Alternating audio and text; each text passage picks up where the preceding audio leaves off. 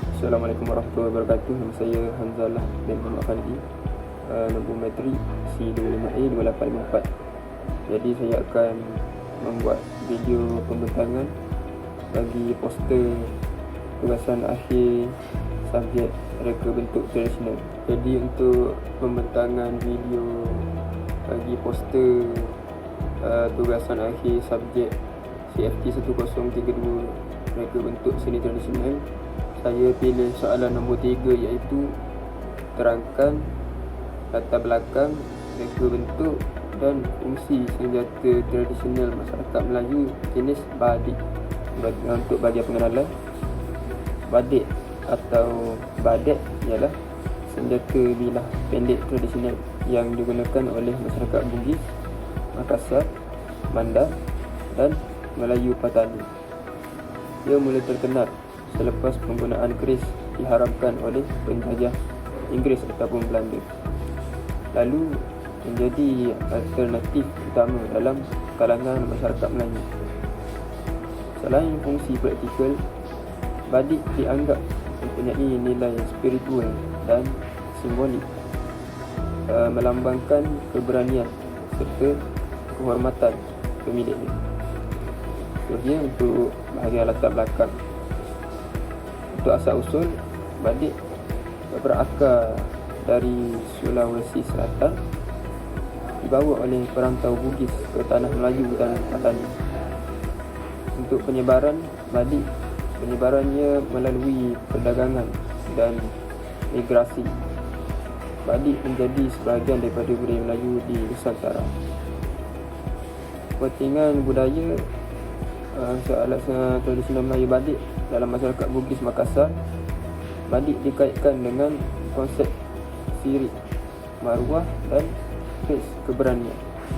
Seterusnya, untuk bahagian reka bentuk. Badik terdiri daripada 3 bahagian utama. Pertama sekali, hulu, iaitu penggagang. Ia diperbuat daripada kayu, tanduk, gading.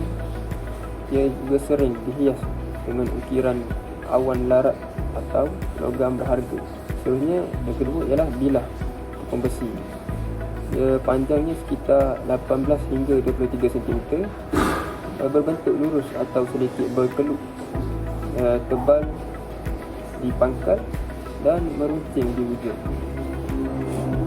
Nombor 3 iaitu sarung ataupun warangka dipanggil, iaitu kayu atau logam, kadang-kadang dilapisi emas atau perak sebagai lambang status.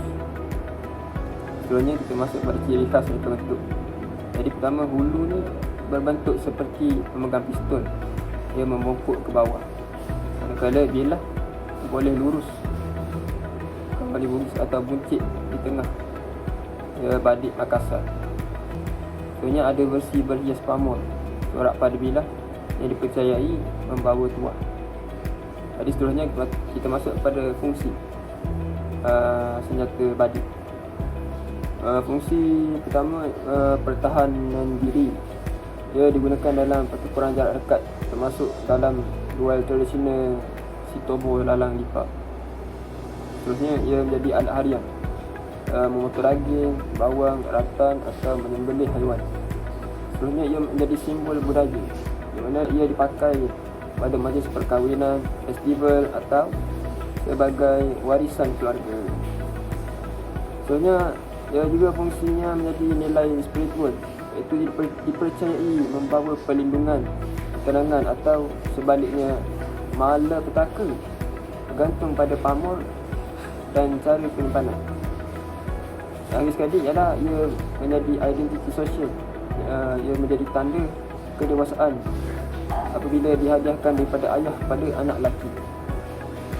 Dan lagi sekali, untuk bagi rumusan, badik ini bukan sekadar senjata tajam, tetapi manifestasi budaya Melayu Bugis yang menggabungkan fungsi praktikal, simbolik dan spiritual. Reka bentuknya yang unik, mencerminkan strategi tradisional, manakala penggunaannya melambangkan maruah dan keberanian.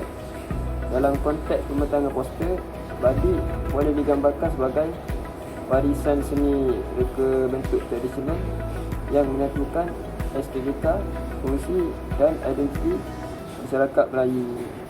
Itu saja dari saya. Terima kasih.